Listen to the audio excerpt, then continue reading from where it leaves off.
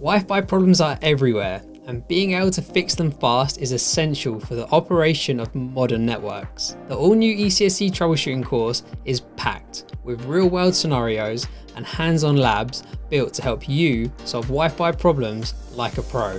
Learn the 9 most common causes of bad Wi-Fi and how to fix them, which will help you tackle 7 of the most frequent complaints like slow speeds, dropped connections, and poor quality video calls, using real tools, real data, and real troubleshooting. This isn't theory-heavy training.